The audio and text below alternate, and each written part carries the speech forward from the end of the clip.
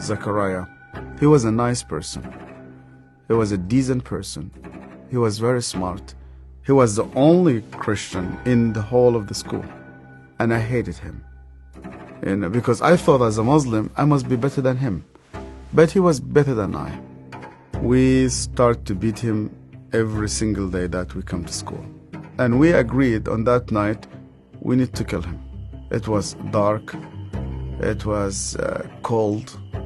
And we went ahead of him. And we were 5 of us. We climbed a tree and we waited there. And from far away, we saw that a torch coming. And the light became bigger and bigger as it approaches us. And the minute that he just went under the tree, we jumped at him. He was crying, he was screaming, he was shouting. We broke his arm, we broke his leg. He started to bleed. And because he started to scream and begging for help, I put my hand in his mouth so that no noise will come out of it. Similar when you are slaughtering a sheep, it's just shivering, and the others were beating him. I felt very proud. You were actually doing something for Allah. You want to please Him. And suddenly, he could no longer breathe, and we could not hear his voice. We left him in the wood between life and death. We went back, you wash yourself, and you pray. And Zechariah never came back. I've never seen him again. I was born and raised up in a very, very fanatic Muslim family. When I was a child, my father brought me to a Quran school. I was only 8 years old, and my father just dropped me there. They shaved my head. We sat in a circle. The Shaykh sat in the middle of this circle, and he has a very long whip. I was forced to memorize the Quran. Every mistake that you do, this whip will just come right in the middle of your head. You're not allowed to cry, because in our culture they tell you men never cry. I was crying every single night. And they told me, you belong to the Islamic Ummah, and that's why you fight for it, you stay loyal to it. I started to hate people, to hate everybody who's not a Muslim. And I especially used to hate the Jews. So I was preparing myself to go and fight for Allah in the jihad. But every night I went to bed, and when we put the light off, I did not know what will happen with me if I die. My cousin was severely sick, and the doctors, they said he's going to die. They gave him only a couple of days. And one day came 2 people. They were Coptic Christians, and one of them wanted to greet me, and then I saw he had a cross, and then I pulled my hand back. I said, well, I'm not going to touch a hand with a cross. And then he said to me, we hear that this child is sick. We would like to pray for him. And only out of politeness, I told them, okay. And they started to speak to God like a person that he speaks to his friend. They said, God, please heal this child. The minute that they said Amen, this child opened his eyes for the first time in 4 weeks. He started to move his hands. He started to speak. He sat down in his bed and he started to walk.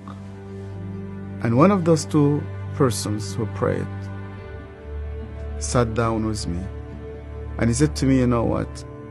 The real miracle is that God wants to change your heart. Do you believe that Yeshua is alive?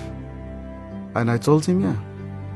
Because according to the Islamic tradition, God took him to heaven, and he's alive, and he will come back one day. And he said to me, because he's alive, you can speak to him. That changed my entire life. And when I started to read the scripture, nobody needed to convince me to love the Jewish people. The only way for Muslims to start to love the Jews is when they meet Yeshua. I loved my family, I loved my father, I loved my mother, and I loved my community. And when I decided to follow Yeshua, my grandfather and my father said to me, "You are no longer one of us." They made a funeral. They invited friends and family. They brought a coffin to the cemetery, and they said, "Our son is dead." To be declared dead with no family, I said to God, "Where are you?" I heard this voice, and this voice told me, "You know that the grave where your name is written, you know that grave is empty. And guess what? My grave is also empty." I went to Egypt for the first time after many years, and I was in a pastoral conference. And one of the Sudanese pastors came to me, it's an elderly man, gray hair, started to speak to me, and he asked me, "Where did you come from?" I told him my story. He started to cry. And then I asked him, "Why are you crying?" And he said to me, "Do you remember me? My name is Zachariah." And suddenly, I remembered him.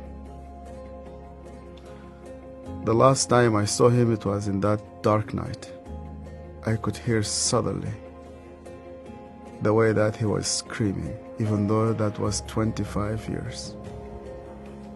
Suddenly I started to see his broken arm and broken legs. I started to see the scars which I caused him. I started to be full of shame. I was a bad person, yeah. I was terrible. So Zachariah looked me straight into the eye again, and he said to me, "Yasser, because you hated me so much, I was always praying for you." He opened his Bible, and the minute he opened his Bible, I saw that my name was written in the first page. I hated him. He prayed for me. On that day, God confronted me.